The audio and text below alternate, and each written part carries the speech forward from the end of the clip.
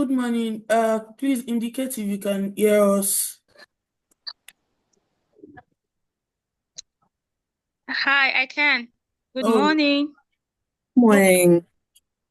Hello, good morning. I can hear you.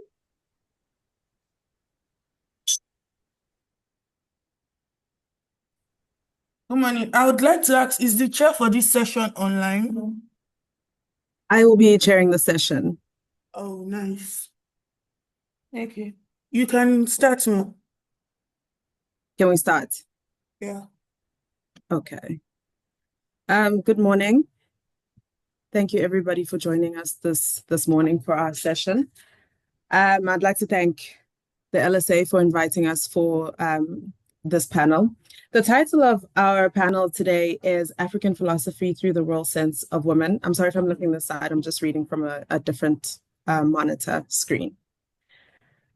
So the title, as I stated, is African Philosophy Through the World Sense of African Women, which aims to challenge the marginalization of women's experiences so as to broaden African philosophy's understanding of African societal structures.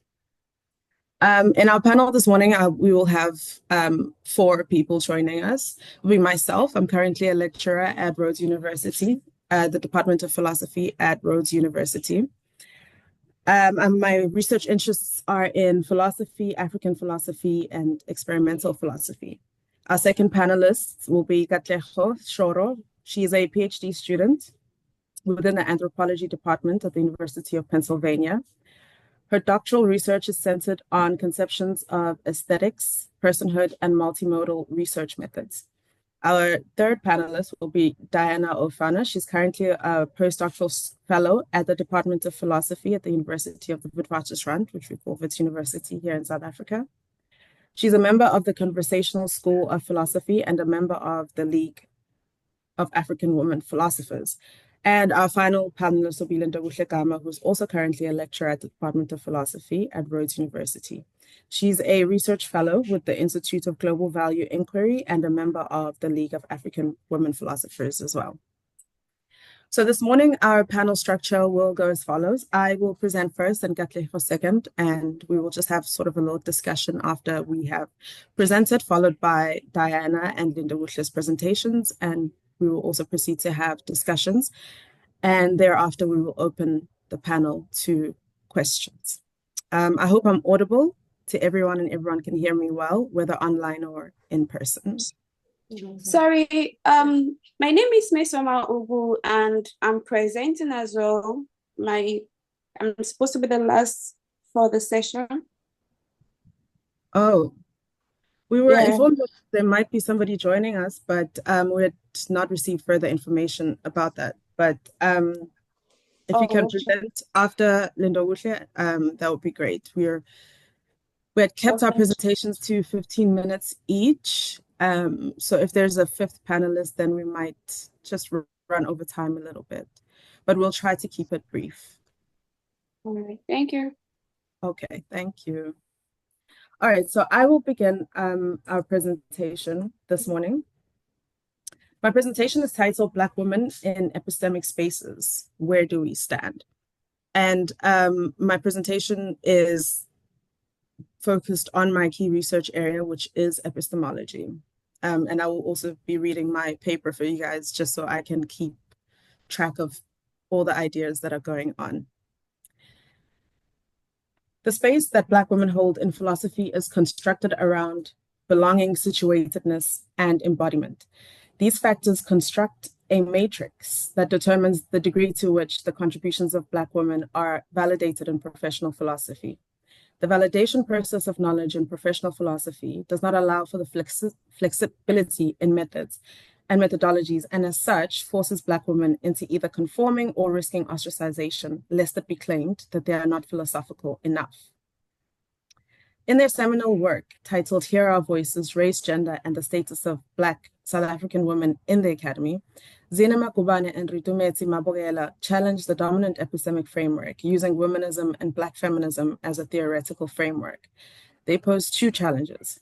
Firstly, they challenged the manner in which personal narratives and experiences are routinely dismissed as valid sources of academic knowledge, insisting that positivist methodological approaches are neither best nor the only means for accessing truths. This challenge indicates that generally in the academy, there is a particular way truth is attained, and deviance from this calls into question the truth claims presented. The second challenge offered is questioning the very notion of objectivity by not only insisting that all scholarship is written from a particular standpoint, but also unashamedly declaring the standpoint from which they emanate.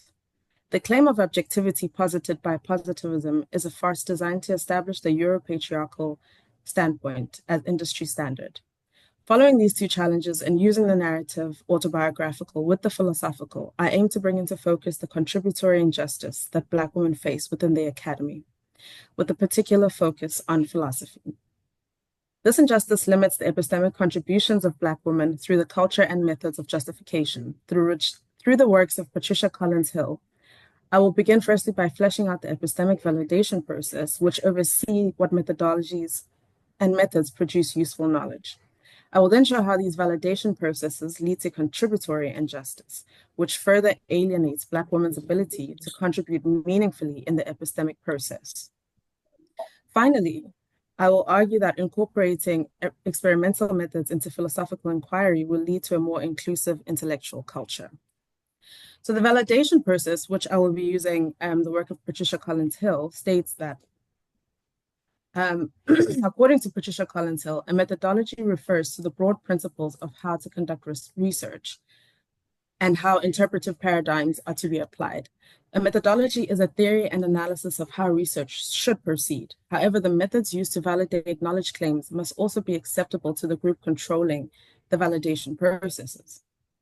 Generally, these questions have been asked and answered according to a Western male gaze and have by and large excluded women and women of color as knowers, thus rendering their contributions and methods of gathering knowledge moot.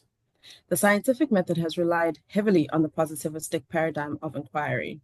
Michaela Chiliza describes positivism as a position or approach that holds that the scientific method is the only way to establish truth and objective reality. This approach, she adds, is based on the view that natural science is the only foundation for true knowledge. It holds that the methods, techniques, and procedures used in natural science offer the best framework for investigating the social world. Furthermore, positivism relies on data collection through experimental, quasi-experimental, correlational, causal, comparative, and survey designs. Collins Hill identifies four requirements for the positivistic method. The first is that the researcher must distance him or herself from the object of study. The second requirement is the absence of emotion from the research process. The third is the removal of ethics and values from the research process. And the fourth is a commitment to adversarial debates as a preferred method of attaining truths. However, as a paradigm, positivism lacks the depth and overtly reproduces knowledge systems of dominant epistemologies. Collins Hill thus notes that it seems unlikely that Black women would rely exclusively on positivistic paradigms in rearticulating a Black woman's standpoint. Black women cannot validate their knowledge through the same positivistic paradigm because that paradigm is not created with them in mind. And I contend that this paradigm, controlled by the Western gaze and mostly the white male gaze, contributes to contributory injustice, or the inability for Black women to contribute fairly within the epistemic process. Contributory injustice is an extension of Miranda Fricke's epistemic injustice, which is a harm done to someone as a knower. She describes two epistemic injustices, the first being testimonial, the second being hermeneutical. Testimonial injustice is when prejudice lowers somebody's credibility, and hermeneutical injustice is when marginalized groups can't interpret their experiences because society lacks the right concepts to understand their experiences. Contributory injustice, a concept which was developed by Christy Dotson, adds to Miranda Fricke's idea of epistemic injustice. So while Fricke shows how marginalized people often lack the shared concepts to explain their experiences, Dotson argues that in many cases, marginalized groups do have these frameworks, but dominant groups willfully ignore them. So the harm is not a lack of ideas, but a refusal to listen. And this blocks marginalized people from contributing fully to the collective knowledge. In philosophy, this happens when Black feminist ideas or indigenous philosophies are dismissed as unphilosophical despite their rich interpretive insights. Dotson builds upon Fricke's hermeneutical injustice with two key differences. The first being that Fricker assumes that we all have the same interpretive resources. Dotson doesn't share this sentiment, claiming that marginalized groups create alternative epistemologies, hidden transcripts, and counter-methodologies that aren't present in dominant epistemologies. Fricker also downplays the role power plays in hindering the hermeneutical resources of marginalized groups. The second contention is Fricker's hermeneutical injustice means that some experiences are difficult to conceptualize for the marginalized and the perceiver alike. Dotson claims that there could be more to this, in that marginalized groups can articulate their experiences and articulate them well. However, those articulations generally fail to gain appropriate uptake according to the biased hermeneutical resources utilized by the perceiver. This Dotson defines as contributory injustice. An epistemic agency's willful hermeneutical ignorance in maintaining and utilizing structurally prejudiced hermeneutical resources that thwarts a knower's ability to contribute to shared epistemic resources within a community. So this is the inability for people in marginalized groups to contribute fully, because when they do contribute, their knowledge is either taken as not useful, not philosophical enough, or the dominant groups pretend to not understand what they're saying. Thus, for Dotson, contributory injustice assumes that the marginalized group has a developed, rich interpretive framework, but is not recognized or respected by the dominant group. The harm is compounded by the fact that the resources are available but ignored through willful ignorance, or the act of willfully refusing to recognize or acquire the requisite hermeneutical resources. A group of persons may have the interpretive tools to render their experiences intelligible, but they are dismissed because the dominant group or persons willfully choose to render them unintelligible. All this to say, marginalized epistemologies have the interpretive frameworks to contribute to knowledge productions, but are thwarted by dominant epistemologies via their validation processes. Dotson calls this the culture of justification. It means that for an idea to be taken seriously in philosophy, it must be justified in ways that match dominant norms, which are usually set by powerful groups. This forces marginalized philosophers into a double bind. If they mimic dominant methods too closely, their work is redundant. If they don't, their work is dismissed as not really philosophical. In this way, the culture of justification preserves dominant knowledge and marginalizes alternative epistemologies. Now, given that Black women are continuously excluded from this epistemic process, Black women have found alternative means of knowledge production, storage, and dissemination. Black women have employed different methods to create and disseminate knowledge through lived experience and dialogue. Dialogue as a means for assessing knowledge is a method used by those on the margins of the epistemic validation process. Dialogue as a methodology relies on community. As Colin Till points out, for Black women, new knowledge claims are rarely worked out in isolation from other individuals and are usually developed through dialogues with other members of a community. A primary epistemological assumption underlying the use of dialogue in assessing knowledge claims is that the connectedness rather than the separation is an essential component of the knowledge validation process. In an effort to share the experiences of Black women with others, Grace Ganao, Hugo Canham, Khadija Khoza Shangase, and Edith Paswana wrote a book titled Black Academic Voices, The South African Experience. Here they give a personalized account of their experiences as academics in South Africa. Using biography as a methodology, they are fully aware that their book may not be taken as serious academic endeavor as they state in their introduction. We deliberately chose to present ourselves in a biographical voice, fully cognizant of the fact that the biography is a genre of creative writing. The association of biographies with creative writing exposes it to a further charge of unreliability. Critiques of this work may very well say our accounts of our experiences are unreliable, emotional, and libelous. In the book, various academics from various institutions give their accounts of working in various South African institutions and their experiences as bodied producers of knowledge.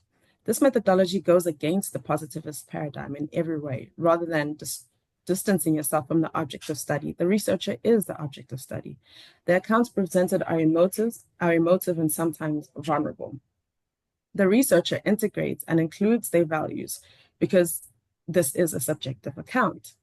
And this was also a method that was also done in the United States by George Yancey, who also interviewed many prominent African-American women philosophers and got their experiences on how they experienced the academy. And one answer from Donna Mercado, when she was giving her experiences of how it feels to be a Black woman philosopher in America specifically, She stated that I get nervous about that sometimes because the myth of philosophy is that one explores from the lofty and abstract position outside of one's everyday life. In other words, philosophers are often inadvertently taught to do philosophy as if the philosophical issues taken up come ex nihilo out of the purity of the mind and not from the observations and confusions we confront in the living of life. And thus, these biographical novels or narratives add to the knowledge production by exploring how embodied philosophers are excluded or supported by the status quo. Methodologies that validate marginalized epistemologies often serve the very real purpose of countering contributory injustice. And this leads me to experimental philosophy, which is a field of philosophy that works with qualitative and quantitative methods, often through surveys and experiments. It checks whether people from different backgrounds share the same intuitions about concepts such as knowledge, free will, and morality. While this challenges the idea that philosophy only relies on abstract reasoning, experimental philosophy sometimes is also too committed to the rigid empirical methods of positivism. My argument is that if experimental philosophy broadens its methods, for example, by including narrative and biography, it can better address the exclusion of marginalized voices and tackle contributory injustice. Incorporating biography or narratives as a methodology allows marginalized epistemologies to give us new hermeneutical resources to draw upon. These resources challenge the justifying norms we use in our interactions with other epistemic agents. These are not insights we gain through strict empirical tools, nor will we get these insights through logic and intuition alone. When Yancy asked how race mediates her philosophical concerns, Anita Allen stated that one of the things that it does, it makes me suspect about the power of logic alone to illuminate the world. I think that being an African American, I am extremely sensitive to and aware of the ways in which logic can be used instrumentally to achieve ends which may be unjust and ignoble.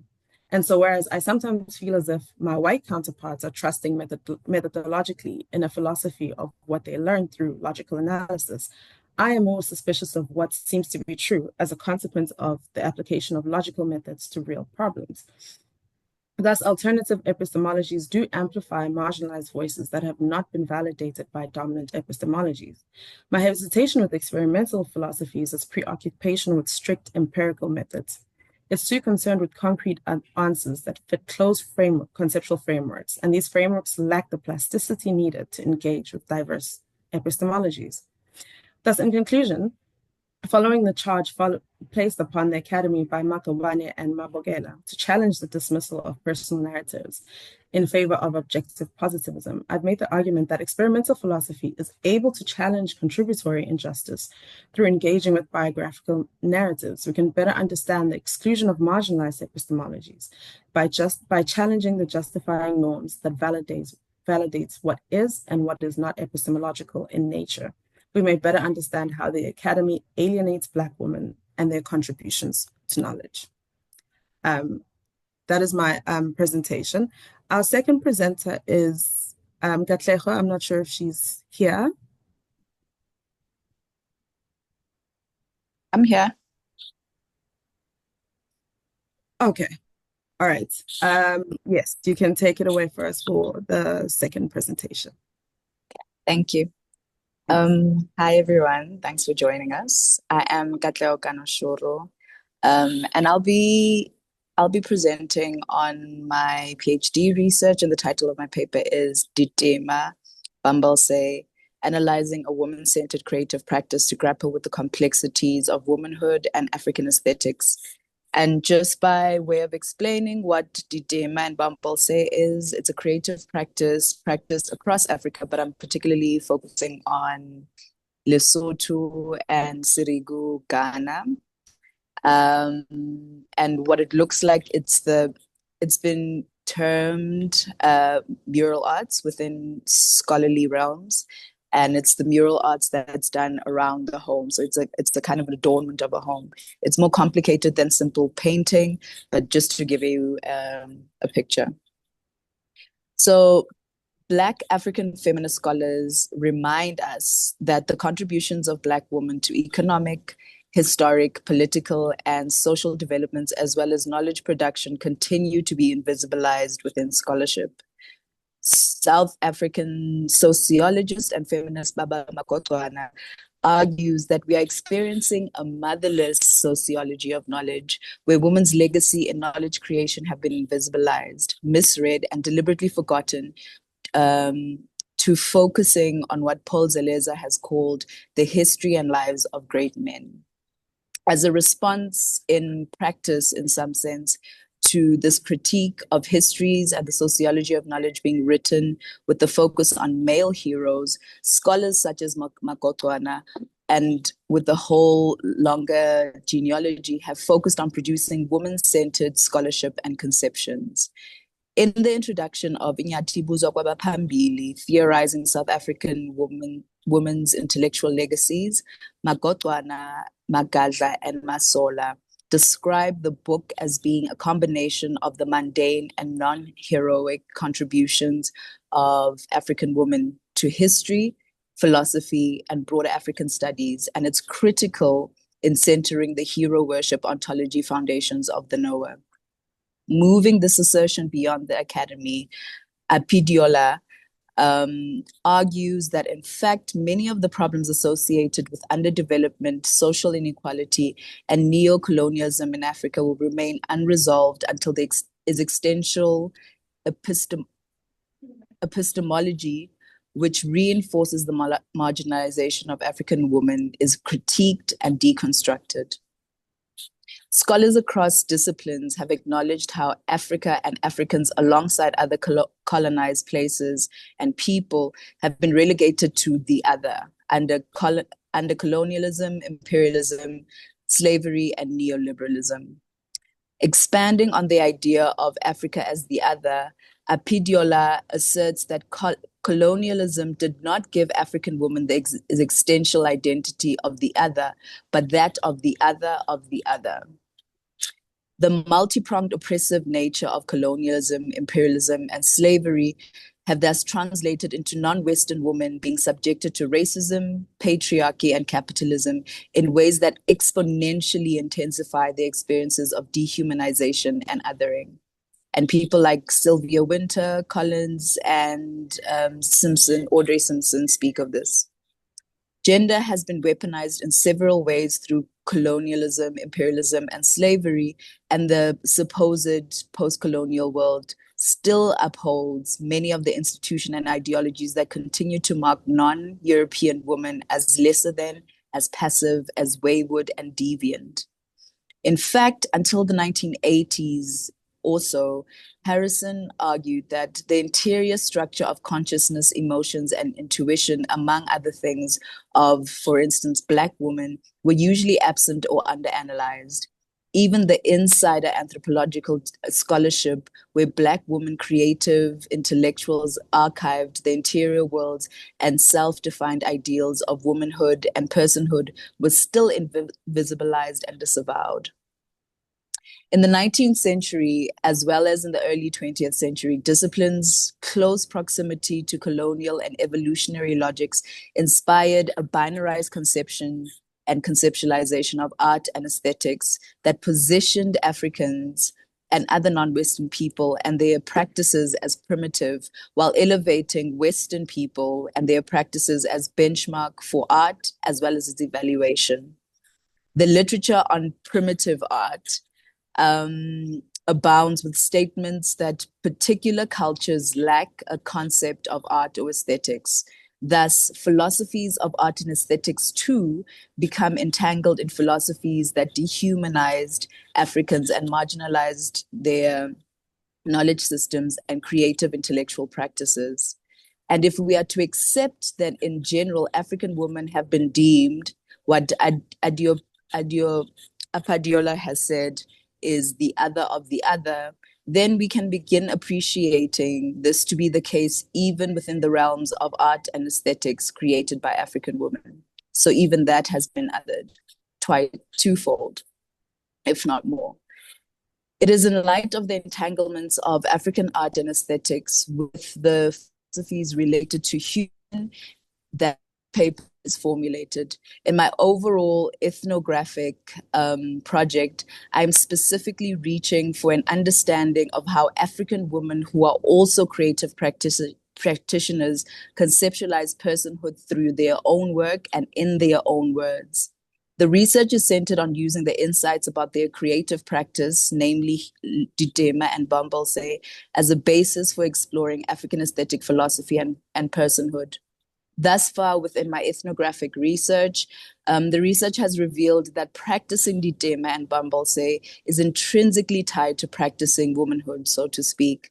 On the one hand, the kind of womanhood practice upholds some of the stereotypical ideas of good, full, proper woman. On the other hand, the research reveals that in both their creative practice of Ditema and Bambalse, as well as their womanhood, practitioners have to practice adaptability and attunement, and there's a nuance in the way that they practice womanhood. And this they do in order to survive as creative practitioners, but also in order to survive as women who happen to also be mothers in many cases. Thus, womanhood is not just one thing, but many things all at once, as my research is revealing. Within this paper, I will be exploring the relationship that this practice has to self-conceptualization of practitioners as women. Foundational is the understanding that the very category of woman and the conceptions of womanhood cannot be taken for granted. Scholars such as Mhlobane and Tswayedi, Oyewumi, and Bak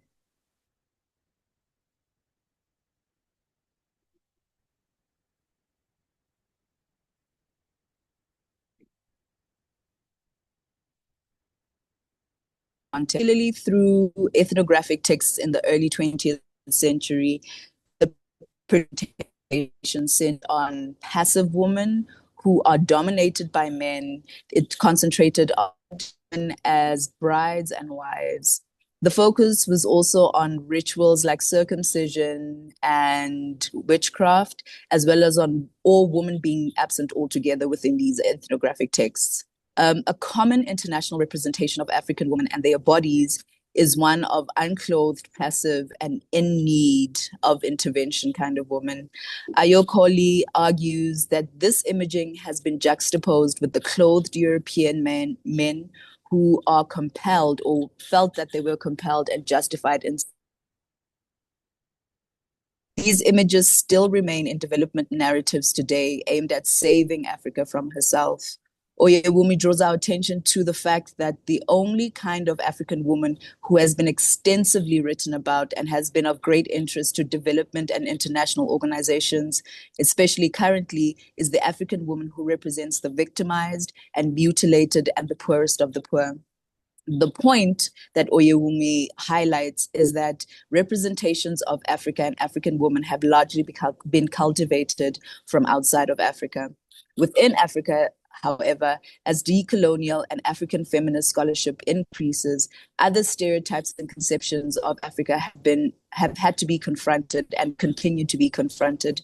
Helen Yita, who is writing about Kasina women in Upper East region of Ghana, where Siriga women who practice Bombose also live, has noted that Kasina women are stereotypically defined as or being in relation to men.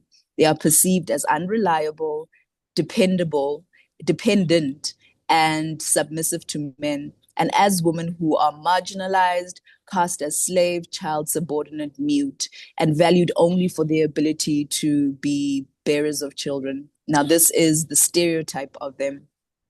These stereotypes have deep roots in many African countries. In fact, theoretical as well as everyday discussions of womanhood in Africa are teeming with statements about what it means to be a proper woman and what it means to be a proper woman and what this entails. And this is always pitted against what it means to be a wayward woman, women who don't necessarily toe the line.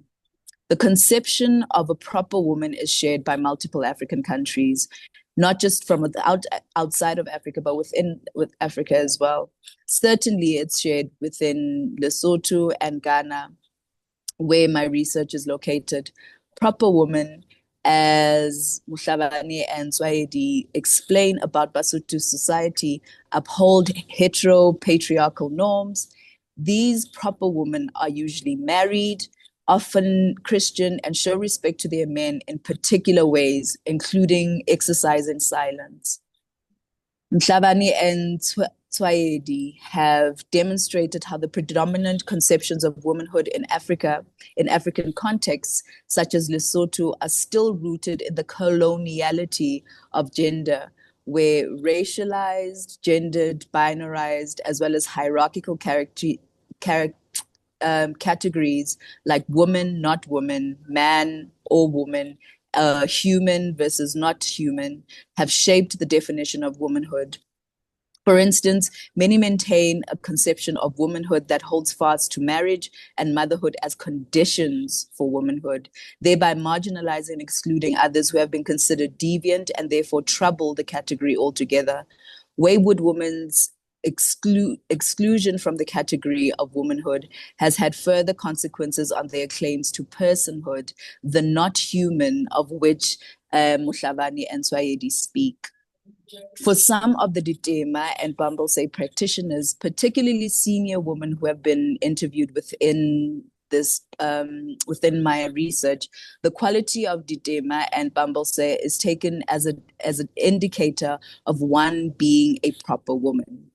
In girls and young unmarried women, the ability to produce good Ditema and Bumblesay used to be an indicator that she can take care of her home. Once married, a woman's ability to continue producing good Ditema and Bumblesay on her home was an indicator that she could maintain her home and do so with integrity.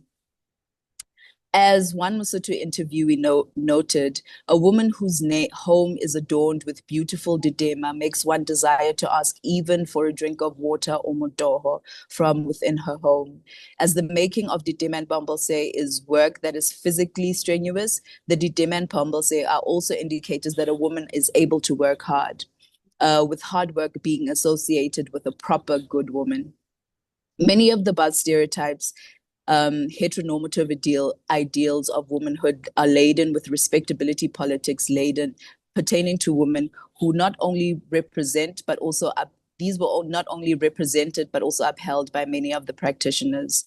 Nevertheless, womanhood cannot be understood in simplistic terms. If the assertion that there are many feminisms in Africa is correct, then perhaps in the same breath, it can be argued that there are many womanhoods, and that womanhood is both complex and layered. Oyewumi insists that we, as African feminist scholars, grapple with womanhood and gender within Africa, that we do not fall trapped to simply upholding Western ideals and especially Western biologics. One line of argument that Oyewumi makes with regard is for womanhood in Africa not to be reduced to a gender category where the individual mother feels burdened for individually mothering her children, as it is in Western feminism, where she says that the central theme in white feminist theorization of motherhood in the United States is metrophobia. She further argues that the dominance of the West threatens to obliterate what she calls matripotent values, institutions, and episteme. Whereas in maternal ideologies, such as within the Yoruba societies, the institution of motherhood is firstly community orientated. It's collective rather than an individually constructed category, and consequently the maternal ideology should be the basis of our activism because it is enabling as well as inclusive. This is what Oyewumi argues. This paper does not wish to frame motherhood in Africa as uncomplicated. However, it is important to speak on the centrality of motherhood when speaking of personhood and womanhood of Ditema and Bumblesay practitioners, because they do. Motherhood is a central category for the practitioners reflecting on womanhood, particularly in the context of Sirigu, where there are opportunities to generate money from Bumblesay. Over and over, practitioners, almost all of their mothers and even grandmothers, express relief and joy and liberation of Bumblesay being able to earn them a living in order for them to look after their children first and foremost. Thus, in one way, the practice allows for financial independence that either supports their families in full or in partnership with their husbands. Being able to earn an income while at home further means that women, particularly younger women, do not have to migrate seasonally for work down south in cities such as Kumasi and Accra. Being able to earn a living is thus, in some sense, in line with Oyewumi's assertion that motherhood can be enabling. For practitioners, motherhood has motivated and necessitated women to learn skills that earn them a living. So just to conclude, the main purpose of this paper has been to tease out the conceptions of womanhood in relation, focusing on some of the highlights gleaned from my ongoing ethnographic research conducted in collaboration with Didema and Bambalse practitioners in Lesotho and Srigu, Ghana. What is revealed through the research is that womanhood is closely entangled with the practice, largely because its primary practitioners are women. On the one hand, they are manifestation of seemingly stereotypical conceptions of womanhood, where respectability politics are invoked, where the ideals of a proper woman who takes care of her home and family are central. While these conceptions of womanhood are often framed as necessarily bad, the point of engaging them within this paper is to make the claim that these are some of the values that practitioners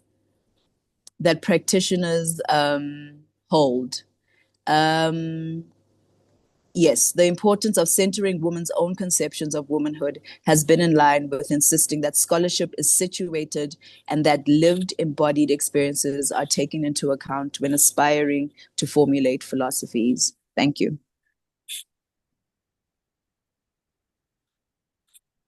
Thank you so much, Katlego. Just to allow for time and for our extra speaker, we're just going to take all questions at the end of the discussion, so that we can just have that extra 10, 15 minutes for the additional speaker. With that being said, then we'll just move. Yes, I see a hand. Oh, no, sorry. It's from here. Well, sorry, it's a mistake.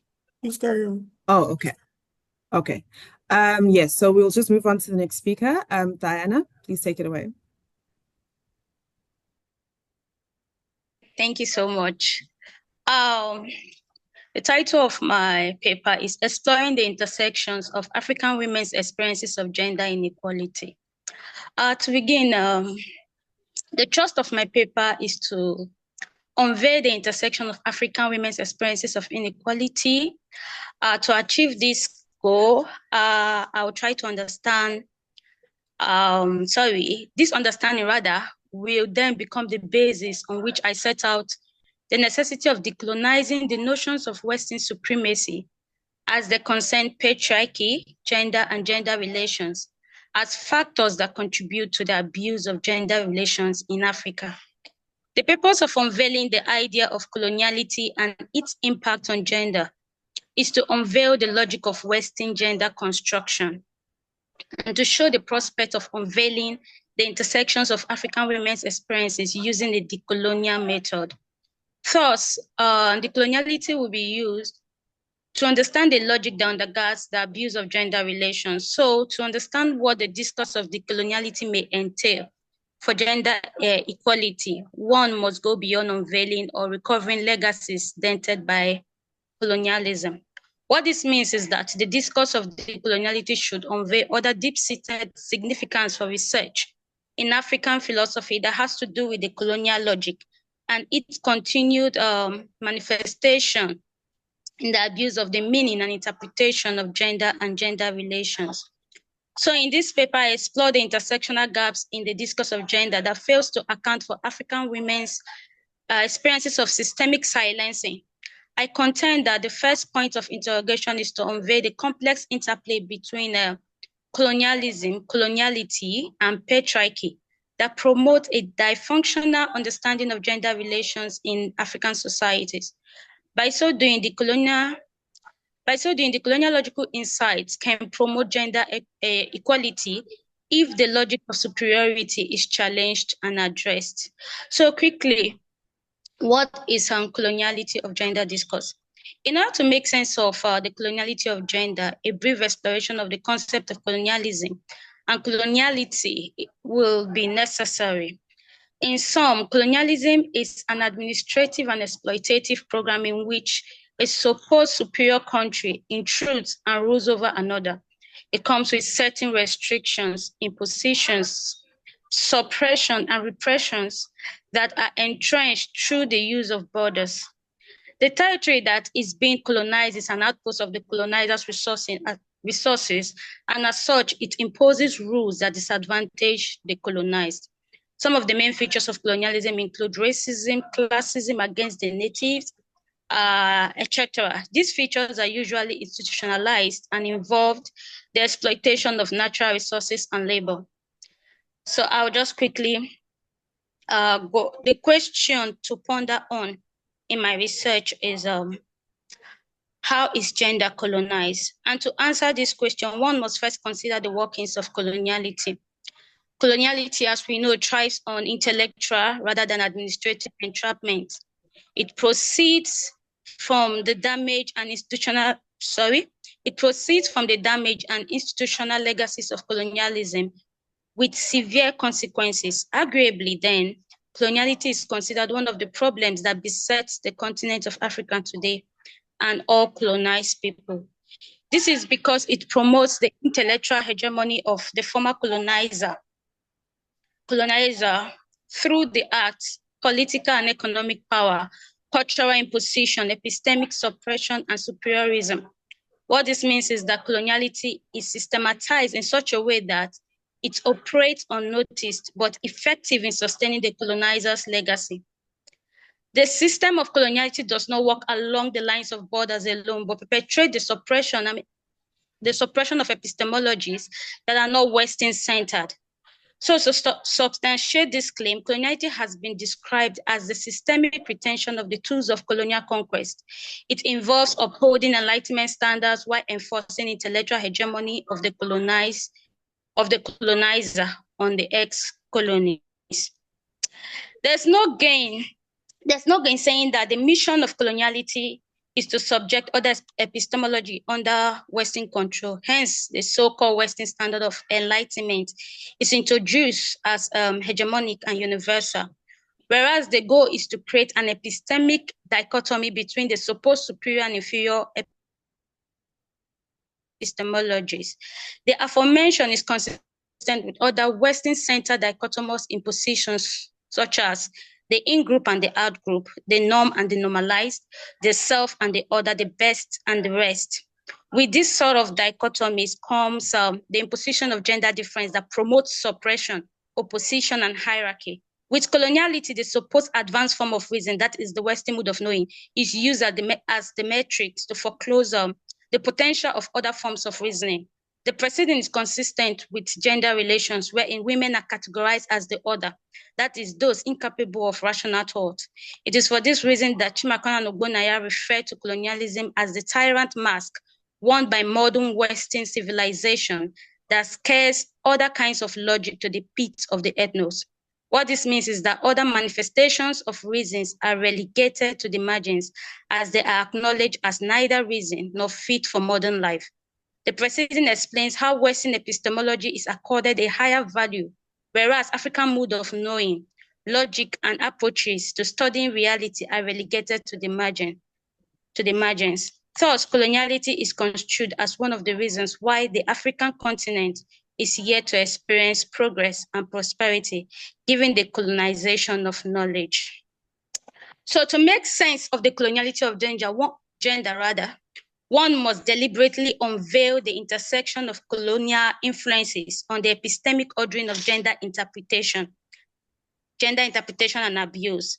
The precedent is a necessary factor that would account for the logical loopholes that characterizes gender relations in Western epistemology. This claim may be criticized on the basis that the colonization of Africa and Africans took place a long time ago.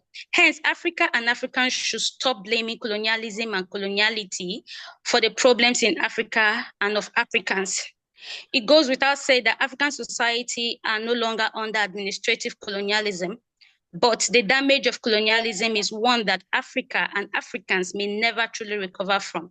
This is because the logic of colonialism has continued to determine the very essence of Africans' day-to-day experiences.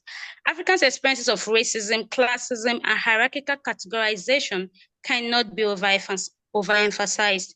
The precedent is based on the fact that coloniality works in both prescriptive and performative forms to sustain Western hegemony and superiority. According to Morgan and Lovo, prescriptive coloniality restricts the prospect of any form of transformation that challenges the logical system of colonialism. This means that the system of coloniality resists any form of decolonial approaches, method, or analysis that may disrupt the systemic silencing of Africans and their epistemology. I contend that decoloniality should become an anti-systemic method that can unveil the intersection that undergirds women oppression, marginalization, thereby encouraging gender equality. The question that may arise from the precedent would be, why do we need to exploit the colonial intersection in relation to gender and gender inequality? There is no gainsaying that the features of coloniality are deeply embedded in the construction, interpretation, and usage of the concept of gender in feminist and gender discourses. Based on this fact, it may be difficult to engage in a systemic deconstruction, reinterpretation, and reconstruction of Western dominant epistemology that sustain Western superiority. However, with the method of decoloniality,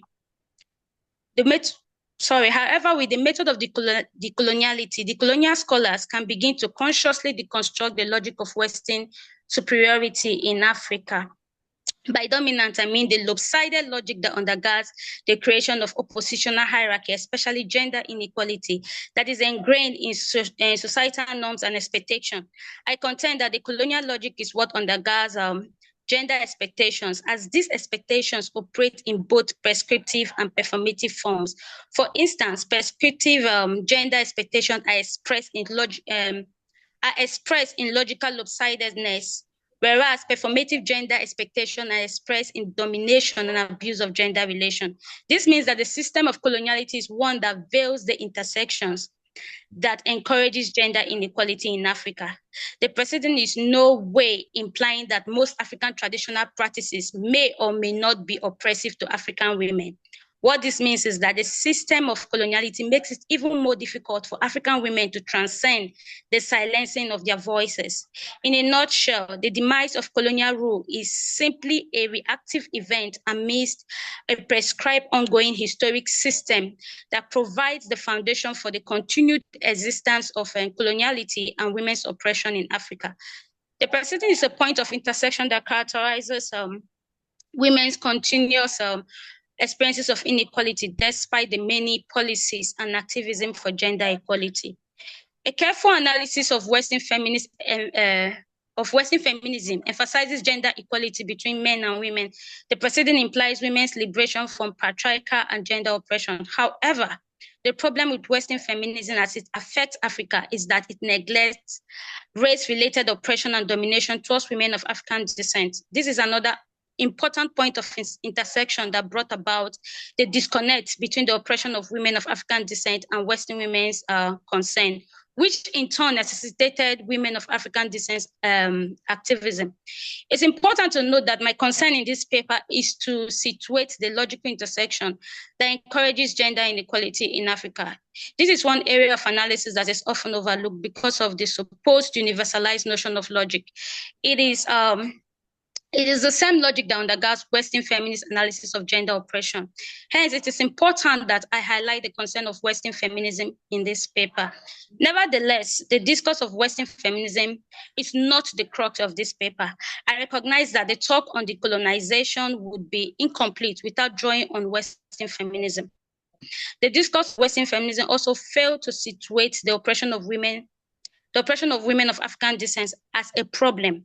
Hence, one can argue that the activism of Western feminists on the subject of gender equality may be valid but lopsided by universalizing the issues that stem from patriarchy and gender roles. I contend that the preceding creates an intersectional gap in terms of logical and contextual difference. For instance, patriarchy and gender roles are understood differently across the different cultures in African society. So my argument is that Western feminist theoretical views on patriarchy, gender, and gender roles can be construed as oppositional and lopsided. Most women activists of African descent express that dissatisfaction in the way patriarchy and gender relations are understood and interpreted in Western feminist theorizing. So the precedent is what necessitated Africans women's contextual theorizing on the issues of women of African descent. To acknowledge, the precedent rather may not be acknowledged as the awakening of intersectionality, given that the theory of intersectionality was publicized by Kimberly Crenshaw. However, the concerns that bettered African feminism cannot be detached from the concerns that bettered the theory of intersectionality by Crenshaw. Crenshaw sees the theory of intersectionality to Crenshaw uses rather the theory of intersectionality to unveil and explore the interaction of race, class, gender, and other personal traits that shape African American women's oppression. Given the concern that bettered the theory of intersectionality, one may argue that the concerns of African American women may not exactly be equated to that of women of African descent in Africa, whose experiences of oppressors are manifold. It is for this reason that the historical workings of colonialism and coloniality cannot be overlooked when discussing the challenges and wins of African feminism in Africa. What this means is that African social reality makes it difficult for women to express themselves without the experience of gender inequality. I think I'm just going to stop here for the next presenter. Thank you so much. Thank you, Diana. You had a minute. You could just wrap up. You have one more minute if you want to just wrap up quickly. Yeah. Okay. I still have a lot. Okay, my dissatisfaction is in the fact that the problem of gender and gender inequality, especially as it concerns patriarchy, are sort of universalized in a way that further interrogation of this concept within other cultural contexts are considered logically incorrect, as they fall outside the purview of Western lopsided logic. What this means is that when interrogating the problem of gender inequality as it concerns women of African descent, sometimes their concerns are overlooked because they feel the contextual logic that is being used does not align with that of Western logic. Hence, it is not considered appropriate, or their concerns are not recognized. Thank you.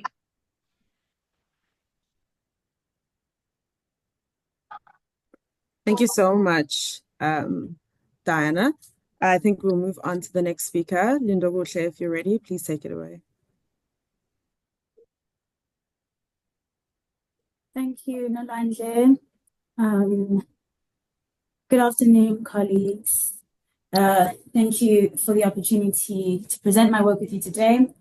And what I'm sharing here is not only a critique, but also what I take to be a clarion call to reimagine the moral architecture of African normative theories, particularly the theories of personhood. I'll begin with the simple assertion. There's always an order. And by this, I mean that there's always a system, an epistemic, moral, and political order that structures how we make sense of the world. This order shapes not only what can be known, but also who counts as a knower and whose life is deemed morally intelligible. Even those theories that claim to be liberatory are not immune. Normative philosophical frameworks, especially those concerned with personhood, are deeply implicated in this ordering, and African personhood theories are no exception. My central contention is this. While African personhood theories emerge as acts of resistance against colonial dehumanization, they too are entangled in a racialized heteropatriarchal order of which they are yet to challenge. That is, they reproduce the very structures of exclusion they claim to dismantle.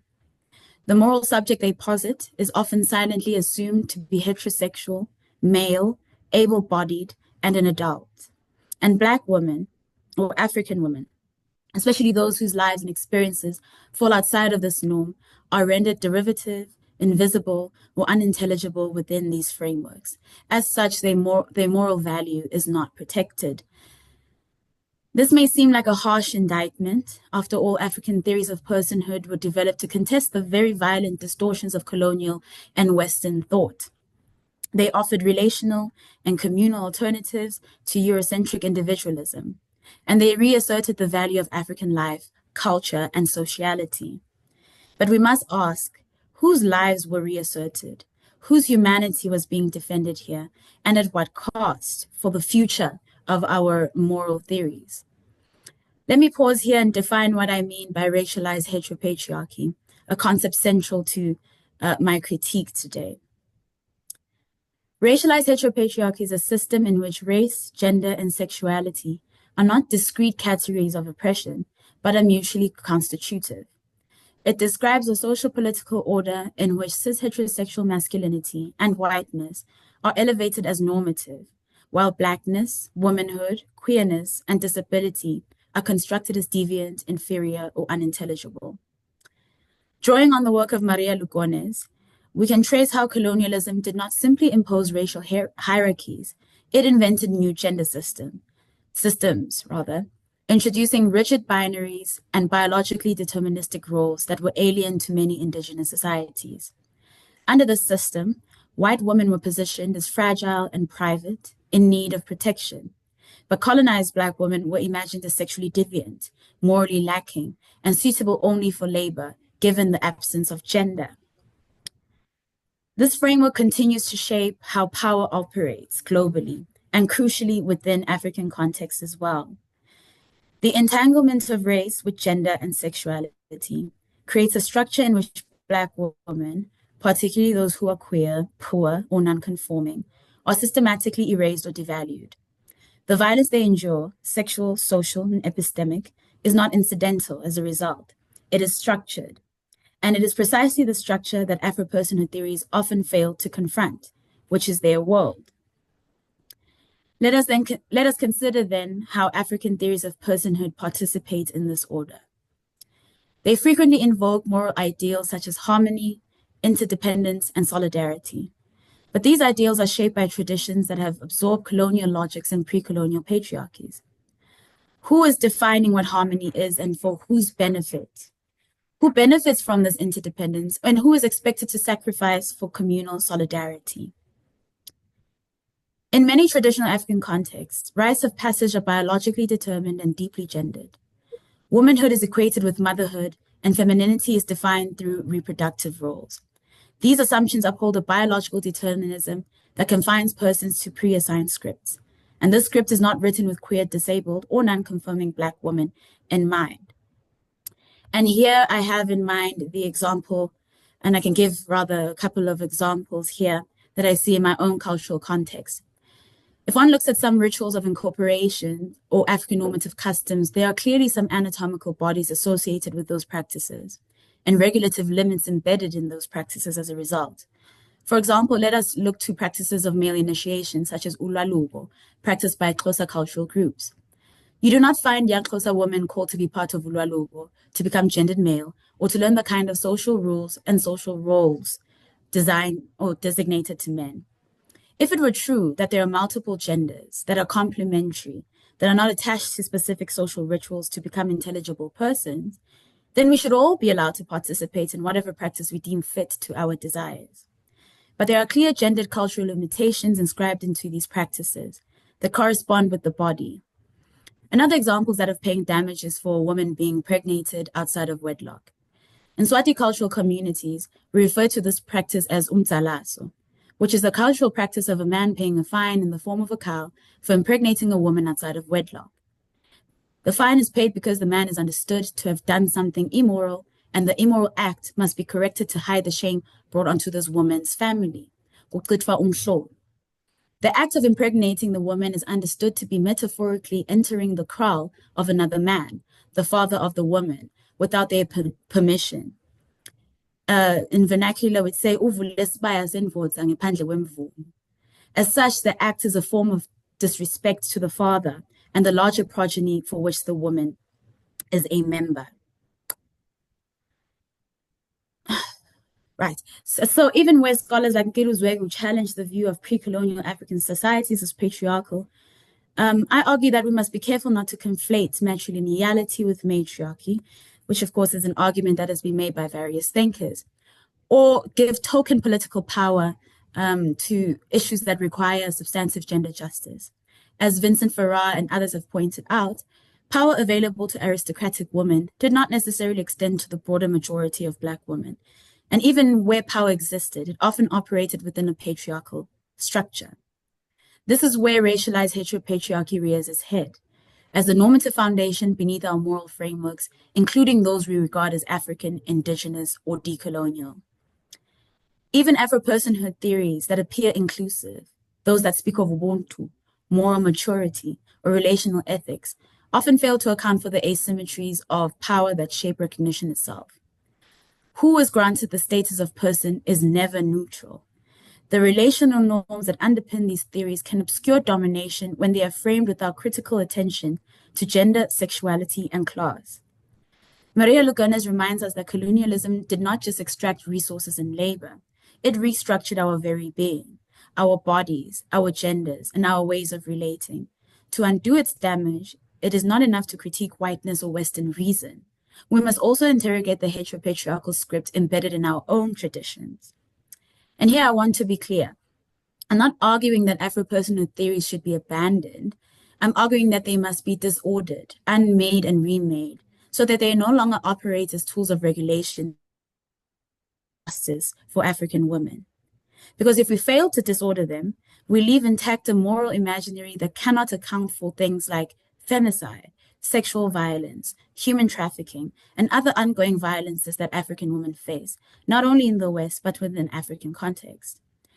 If African personhood theories are to be relevant, if it is truly to engage with the complexities of our world, it must go beyond the critique then of coloniality.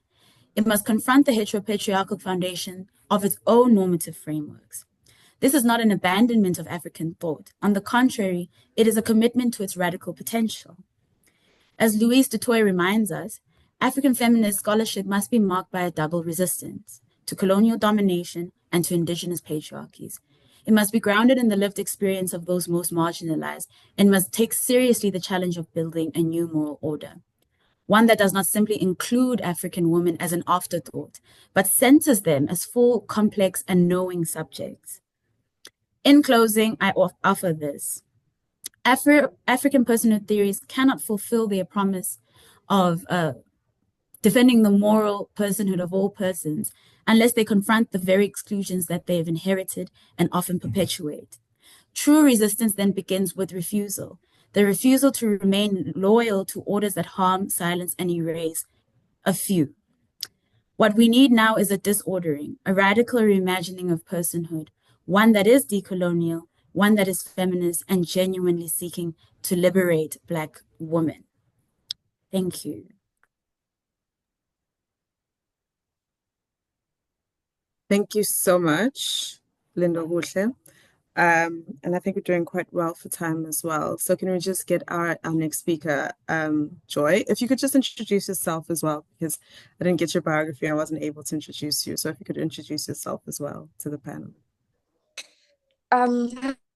Hello, good morning, everyone. My name is Mesoma Ugu Joy.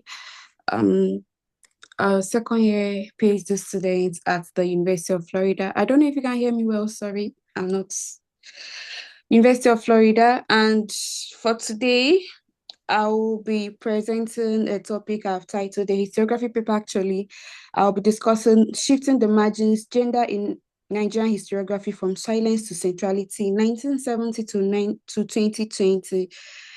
So this is one of the papers I wrote as a first year PhD student in the Department of History, and I thought it twice to discuss this at LSADC and also get more insights from people if possible.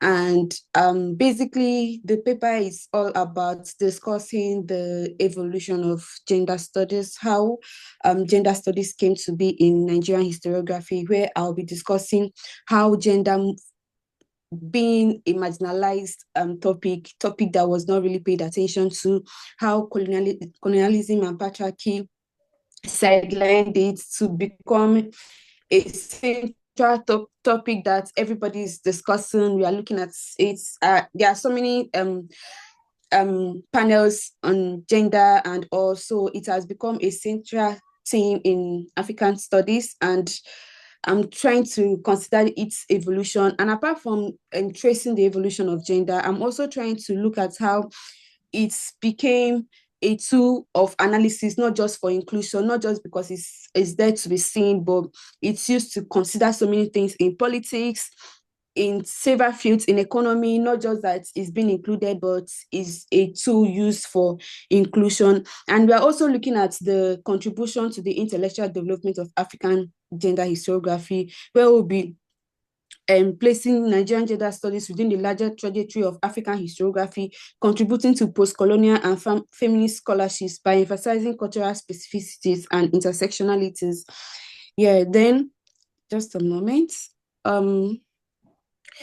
Here, still part of my introduction, sorry, I don't know if you can see me. Yeah. Oh, okay, that's Can fine. see you, can hear you as well. Okay, that's great. Early historical accounts often focused on great men and political events, leaving women and gendered experiences relegated to the periphery and altogether absent. This exclusion began to be challenged in the later half of the 20th century by pioneering scholars who argued that the absence of a gendered perspective led to an incomplete understanding of Nigerian history. Here, I would be discussing this paper in three phases: the foundational works, the impact of colonial transformation, and the expanded themes of power, authority, and economic roles that has reshaped post-colonial African history. Under the foundational works, and in this paper, I'll be looking at several authors or scholars that have discussed gender from its that discuss gender maybe in the early stages and how it became a central theme in African studies. For the foundational works, establishing gender as a category of historical analysis, I'll be looking at authors like scholar like Bolanle Awe in her work in Nigerian Women in Historical Perspective. This work was foundational in systematically addressing the role of women in Nigerian society.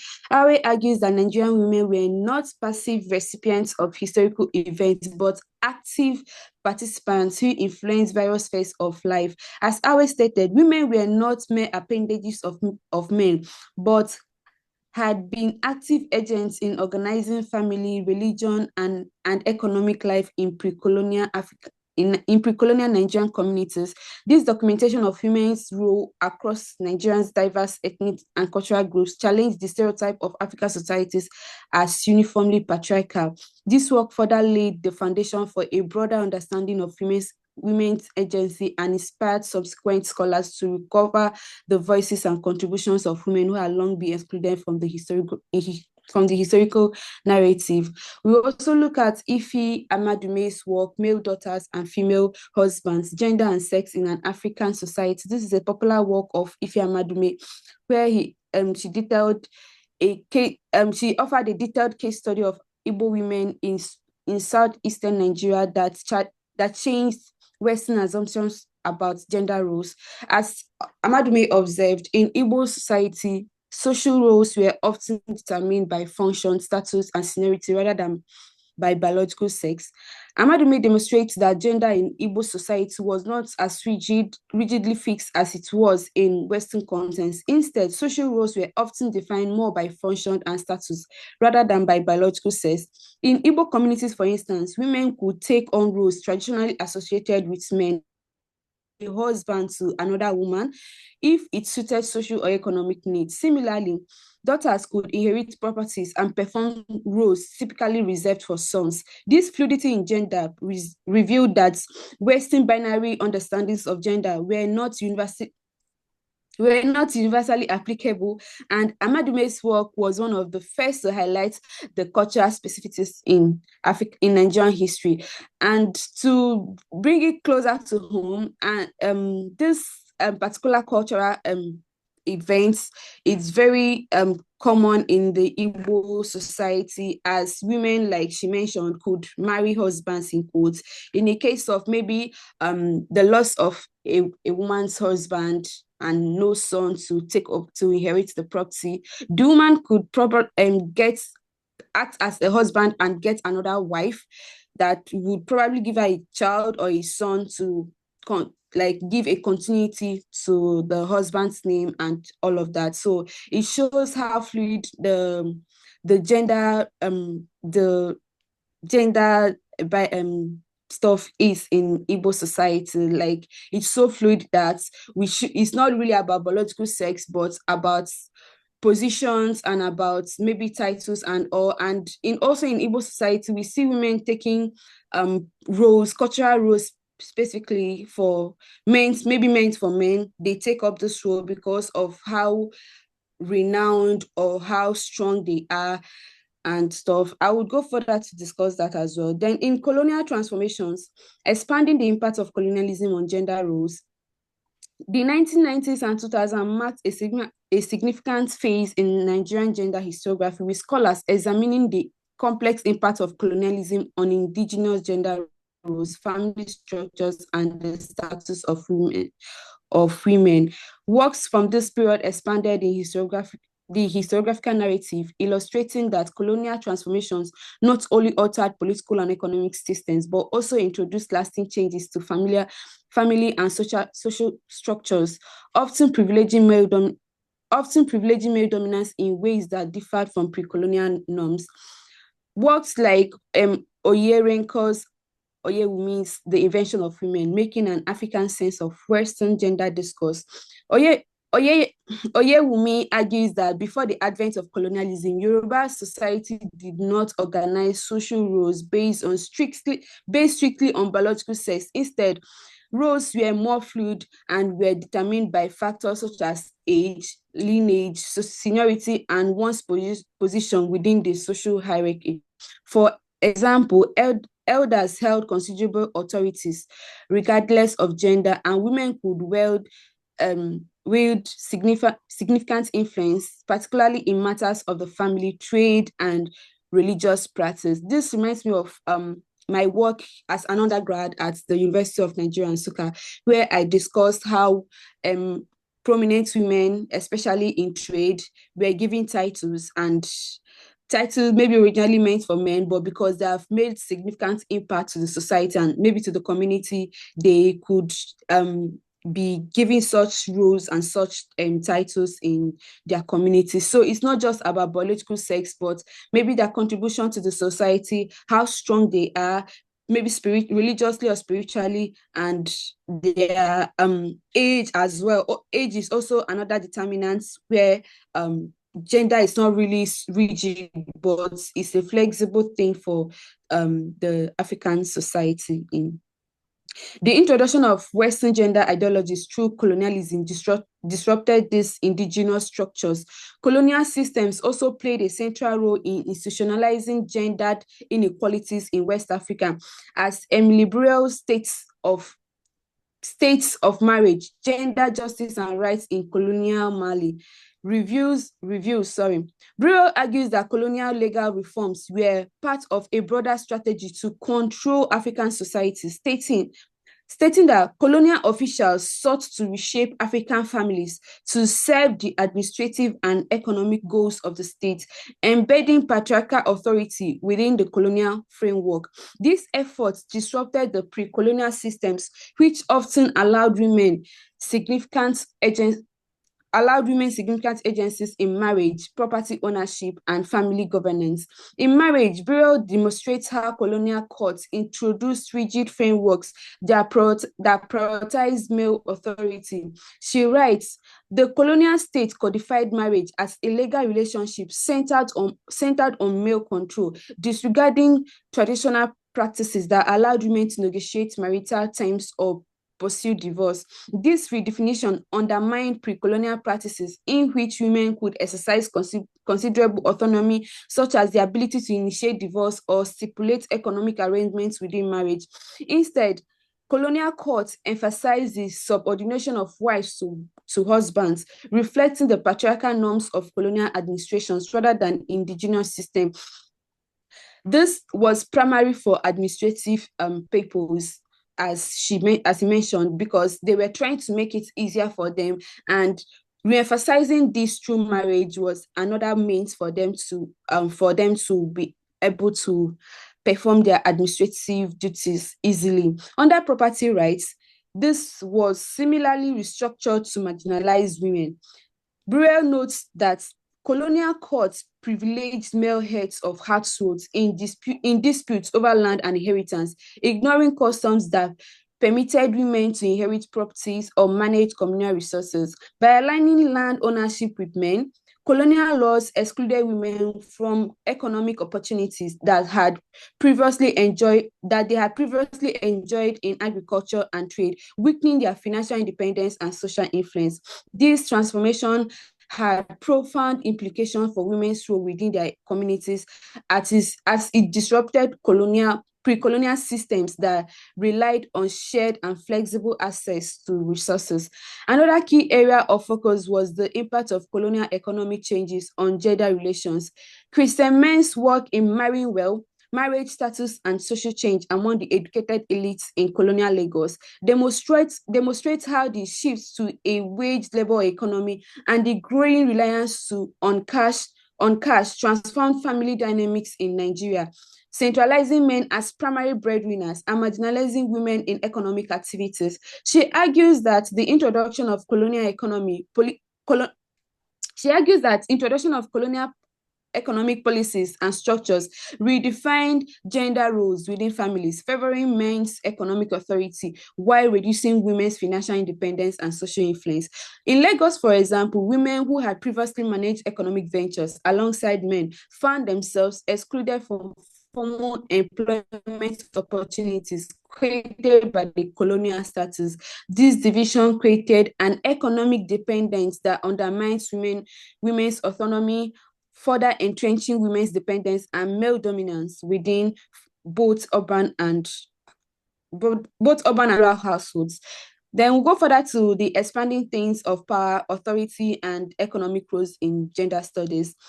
It moved beyond colonial and nationalistic frameworks, delving into issues of economic empowerment, social status, and gendered authorities, revealing the complexity and diversity of Nigerian gender roles. Here we look at scholars like Wanda Achebe, Said Aderinto, and Judith Byfield, who played roles in furthering these themes and producing influential works that broadened the understanding of gender and power in Nigerian society. In Wanda Achebe's work, her work in The Female King of Colonial Nigeria, Ahabe Uwabe is a popular work actually that challenged the traditional notions of power by examining African women as political leaders and economic influencers. Achebe delves into the remarkable life of Ahabe, an Igbo woman who defined entrenched patriarchal norms by rising to the position of a king, a role traditionally reserved for men during the colonial time. Achebe demonstrates that women like Ubabe could manipulate colonial systems to assert agency, subvert traditional gender roles, and occupy positions of significant influence. These reframing positions positions African women as active participants in political transformations rather than passive victims of colonial and patriarchal systems.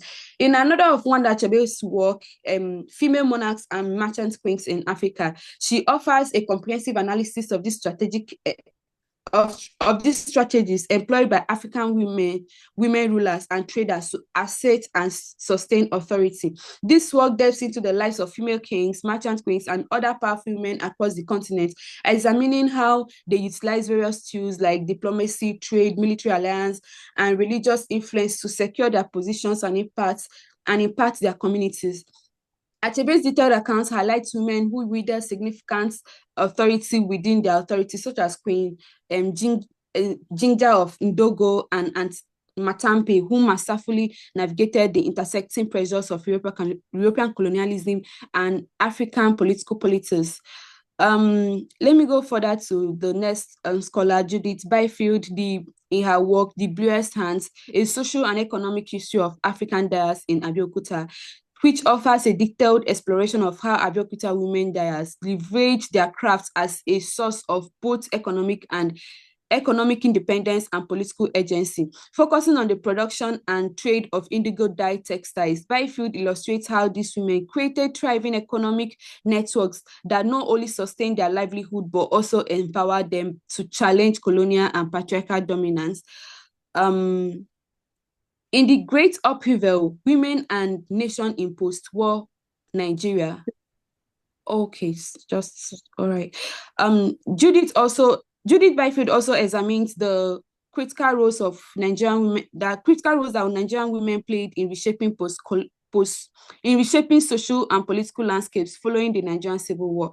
To Said Aderington's work, When Sex Threatened the State, Illicit Sexuality, Nationalism, and Politics in Colonial Nigeria, his work highlights the colonial state's focus on controlling female sexuality as part of its broader governance strategy. By targeting practices such as prostitution and polygamy, political economists sought to impose Western moral standards and reshape Nigerian society to align with colonial ideologies. However, as Aderington shows, these efforts often met with resistance as Nigerian women and men use personal relationships and sexuality as tools to challenge colonial authority. He argues women engage in acts of resistance by negotiating the boundaries of colonial morality, using their agency to subvert policies that sought to control their bodies and choices. This analysis demonstrates how private life became deeply intertwined with public authority during the colonial period. I also need to emphasize the case of Aba women's rights. Men used their authority, used their power to question colonial authority and change so many status quo that they were not okay with, like the tax and all. So in conclusion, the historiography of gender in Nigerian history has undergone a remarkable transformation from marginalization to centrality. Early works and later contributions has expanded the field by exploring how colonial policies, economic changes, and nationalist movements reshapes gender roles, and has highlighted women's agency from resistance in informal economics to leadership in politics and spiritual realms, while also addressing the often overlooked transformation in masculinity. Thank you. Thank you so much. And thank you to all of the speakers. Thank you to all of the speakers. We have about 8 minutes to take some questions. And if I could just start with the questions, then we can open the questions up to the floor. I see a hand in the audience. Perhaps let me start with the audience before I start with my question. Yes, please go ahead. Thank you. Thank you to all the presenters. It's been an interesting session. I just have 2 main questions. The first to Diana. Diana, I'm not sure if I got you right. There was a point in time when you talked about an African mode of knowing. And so I want to know whether we have an African mode of knowing or we have modes of knowing. Then this next question goes to both Lindo and Ayanda. So we've been talking about this marginalization, the exclusion. Lindo talks about, the structure, the order of things that allows this exclusion and this erasures of nations to occur. So my question is, as African feminist philosophers, do we continue just to theorize, or do we recognize the phenomenological aspect of this particular branch of philosophy? And if we do, so what next? How do we, ensure that this contributory epistemic injustice is challenged? We cannot continue to keep talking about it. So that's my question to both of you. What do we do now? How do we go from here? How do we move from here? How do we make progress? Thank you. Thank you. Diana, could you answer first, and then Linda, and then myself thereafter. Okay, thank you so much. Thank you, Victoria. I was referring to an African, like you said, if it's moods or mood of knowing. The way I employ it in my research, what I'm referring to is simply an African mood of epistemology or indigenous knowledge system. In Africa we have an African system of understanding our personhood, understanding our logic, and understanding how we relate to one another in African society. I don't know if that answers your question. I think you should just recognize that we have multiple modes of knowing, just the way we have multiplicity of cultures in Africa. So you must take that into cognizance. Yes, thank you so much, Victoria. Okay, Lindo, could you answer? Then I will follow after you. Okay, thank you very much for the questions. Also lovely to see you. Yes, I think it's correct that, okay, let me begin here. I don't think the process of critique is complete quite yet. I think the terrain of African philosophy still requires us to do the work of showing where the splinters are and where the devaluation of women happens phenomenologically, metaphysically, and all of that. But I understand your question because many of us have been busy with this process, and now we want, in practical terms, to think policy-wise, all of these things, what can we do? Because we're also not talking about mere concepts here, it's the lives of women that we really want to change.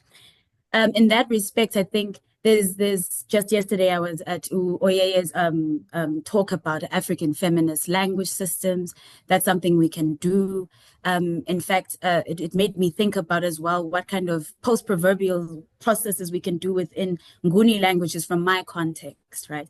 But in terms of what I am thinking of, because particularly in the South African context, I don't think there's a non-recognition issue per se. It's almost as though we know what's happening, we just don't care, right? So how do we create normative systems that don't just create self-reflection, but a kind of self-reflection that moves us to action, to do something about these things? And so for me, that's why I say I would want to now begin the process of creating a personhood theory that can look towards the non-ideal aspects of African societies, that really take a closer look at what's going on with the aim to then provide norms that guide how we relate to one another in the reality of understanding that we are othered in so many ways, but we want to go towards this goal where we fix this issue. So I am thinking my role in the conversation would be to create norms and values that would serve as an interim while we convince others that women are indeed persons deserving of this dignity. How do we relate and work with those who are perpetrators, those who do not see us as humans, in ways to get to our goals while visibilizing the violence, at the same time saying, how do we create pathways towards change? So I completely understand your question. I also don't like these conversations that go on and on and on and on about the problem when we are all fully aware of the issue at various levels, from governments to academia to our own personal spaces. We know of these issues. So I take your question on board. And all I can say is that I'm working very hard to try to figure out what we can do. But I think my intervention is within normative frameworks. Why do we not care about particular marginalized people? Why do we not care about African women? What's going on there? So I would say that would be my response. I hope I've given you some semblance of an answer. Yes, you have been doing. Nice to also see you. Yeah, and on my part, I think the best way for us to move forward is to understand that these systems they're not willing to accommodate us. Like I said, they willfully will misunderstand and misinterpret us and what we're saying. And we just need to stop seeking justification and validation from them and just do the work of philosophy that we want to do, the way we want to do it.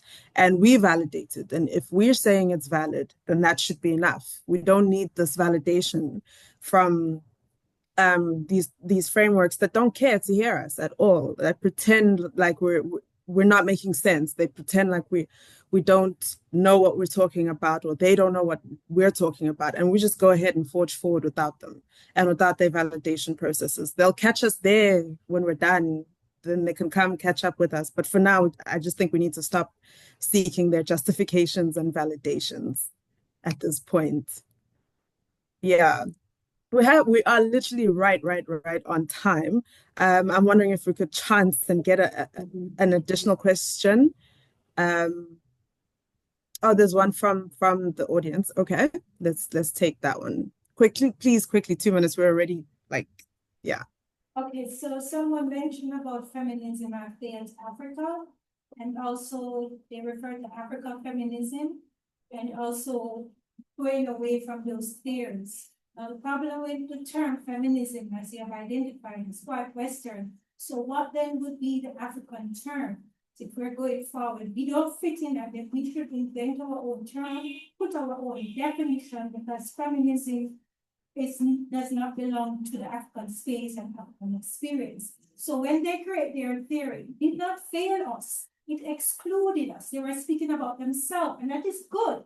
But let us speak about ourselves, create our name and definition. And then when we reach beyond that, then the world can come together and speak about a name that represents everyone. And now in terms of identity, or this other term, then African womanism, which is alternative to saying feminism. Because once you say feminism, you are kind of mirroring yourself to white people. You're using their theory, you're using their experience to you. So it is African feminism, not African womanism, because of what gender, what women being in Africa. So I just wanted to, maybe it's more of a comment that I'm making more than a question. And there are some artists in Africa that looks at African womanism instead of saying feminism. So maybe that's something you can explore. Thank you. Fully agree with that. I'm from Rhodes. Oh, hi. Thank you for the comment. Fully agree. I fully agree.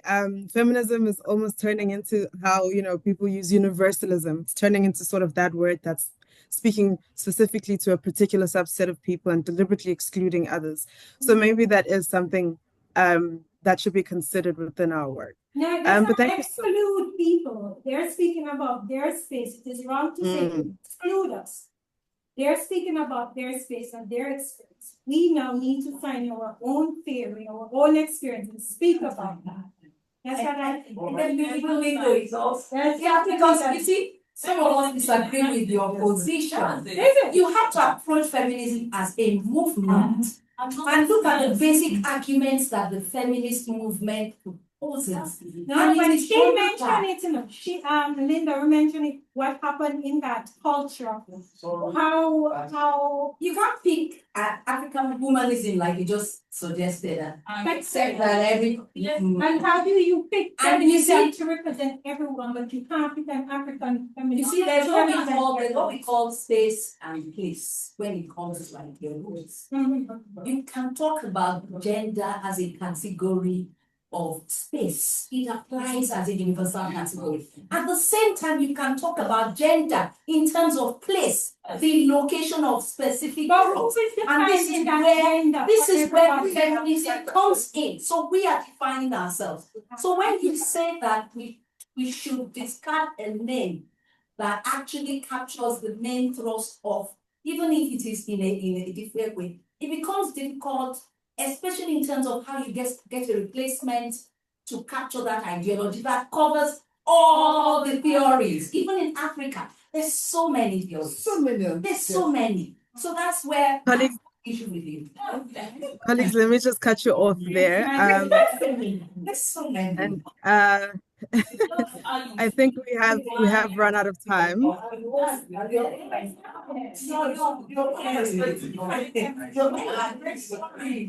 Okay,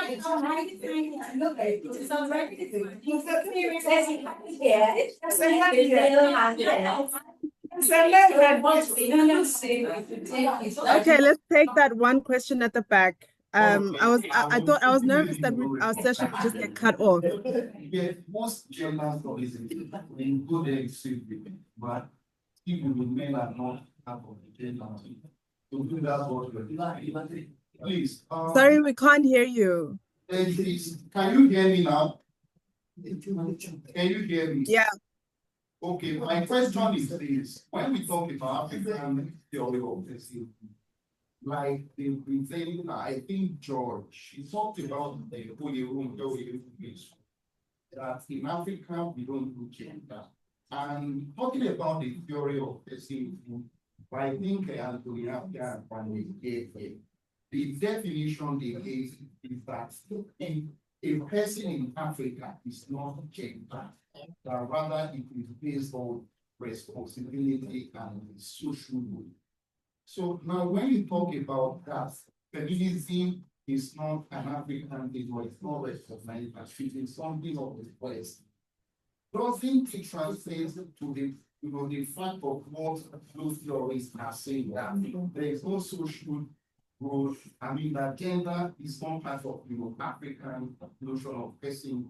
So colleagues, we have the idea. Colleagues, I'm sorry to interrupt. We have been told that the session does need to end for other sessions to take place. I'm very sorry to cut you off. But our session does have to end. Thank you so much for the interesting engagement though. And thank you so much for all of our panelists and our speakers as well. And have a great day going forward. Thank you. Okay, thank you. Bye. Bye. Bye. We coined the term Africa either, and we call ourselves African. So now we have the word feminism. And my brother, we're talking about gender.